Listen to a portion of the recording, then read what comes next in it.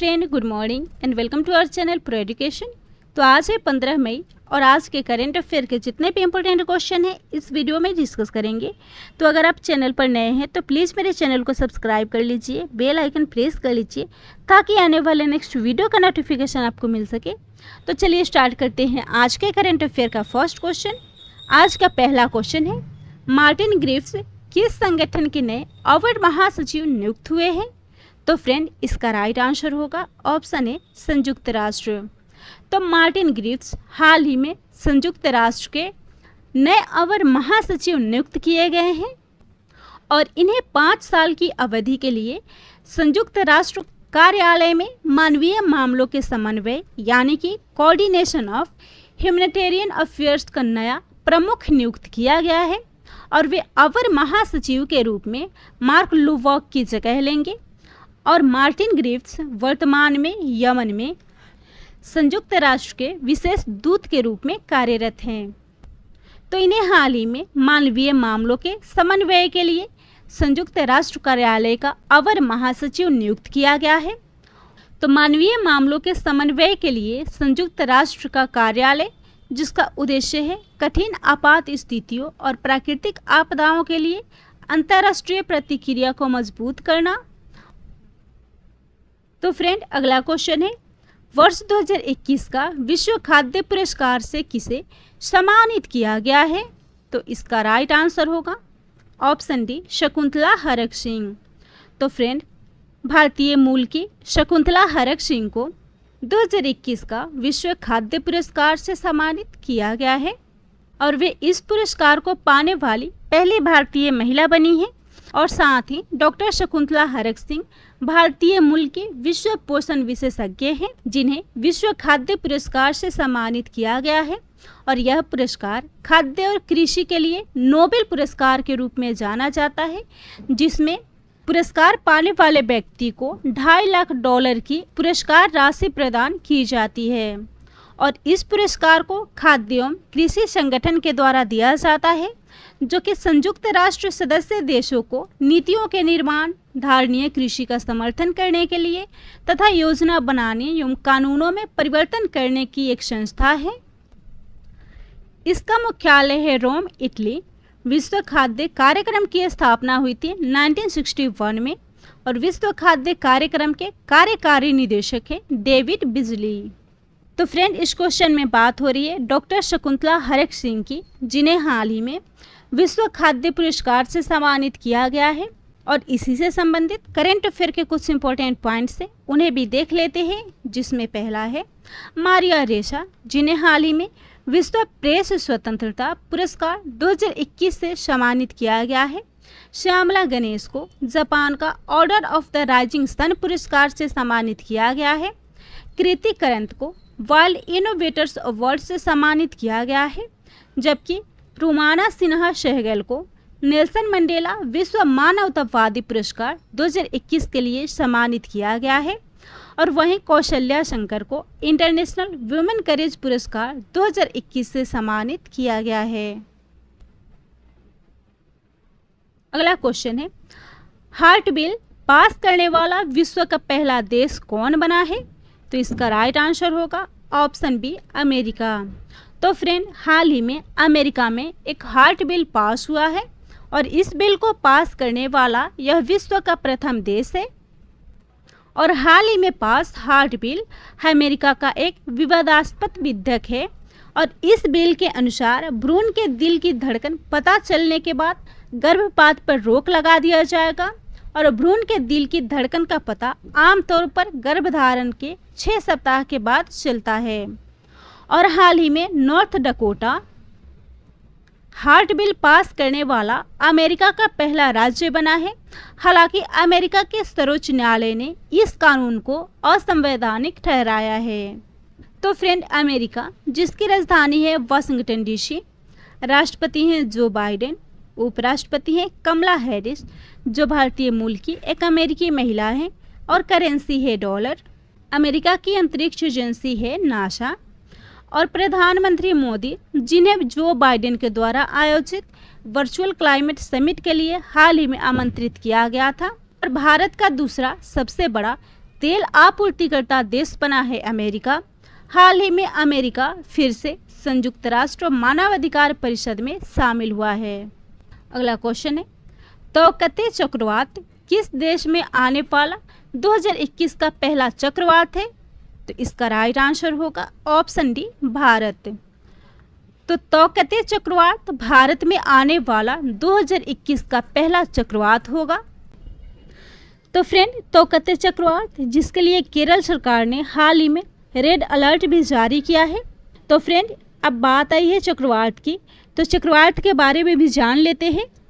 तो चक्रवात का निर्माण कैसे होता है? जैसे कि जब गर्म इलाके के समुद्र में मौसम की गर्मी से हवा गर्म होकर अत्यंत कम वायु दाब का क्षेत्र बनाती है, और जब हवा गर्म होकर तेजी से ऊपर आती है और फिर ऊपर की नमी से मिलकर संघनन से बादल बनाती है, इस वजह से बने खाली जगह को भरने के लिए नम हवा तेजी से नीचे जाकर ऊपर आती है।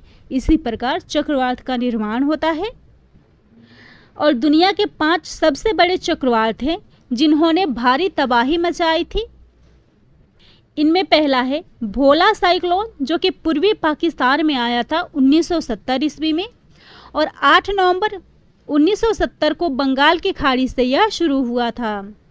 दूसरा है हुगली रिवर चक्रवाती तूफान, जो कि 1737 ईस्वी में आया था, जिसमें करीब 3 लाख लोग मारे गए थे।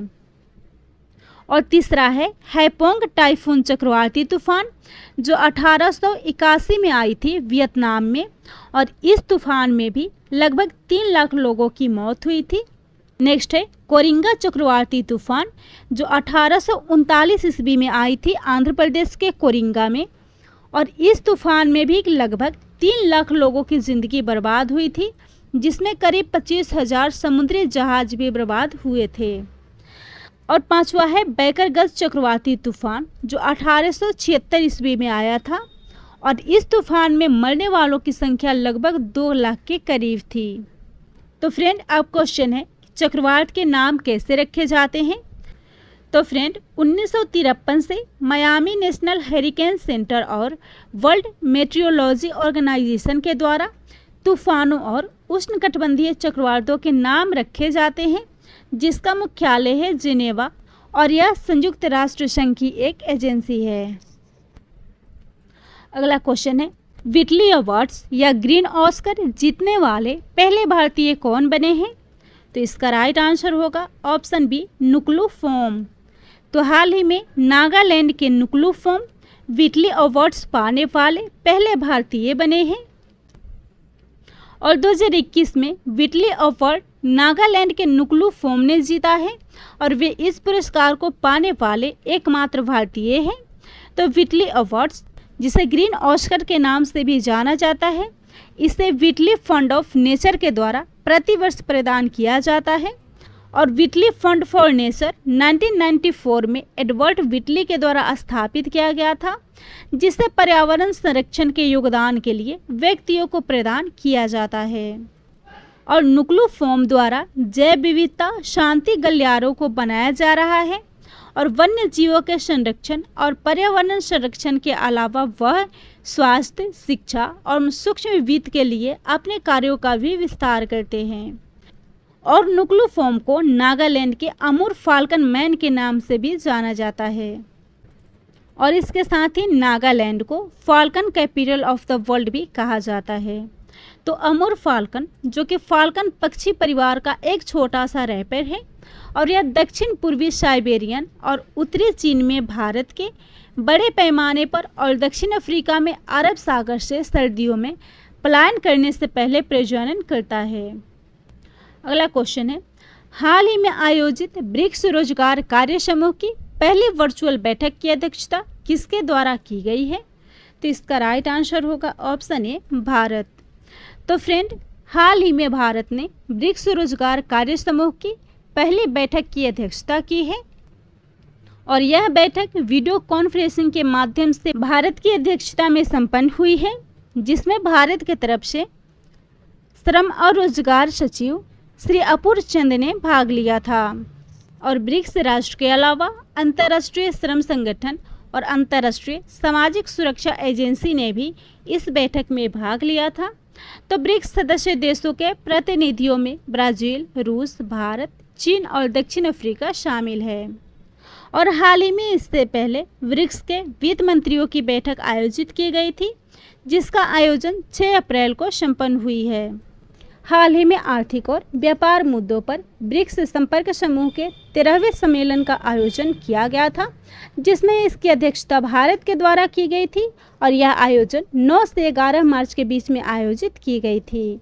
जबकि हाल ही में क्वाड नेताओं का पहला वर्चुअल शिखर सम्मेलन, जिसकी अध्यक्षता भारत की तरफ से प्रधानमंत्री नरेंद्र मोदी जी के द्वारा की गई थी।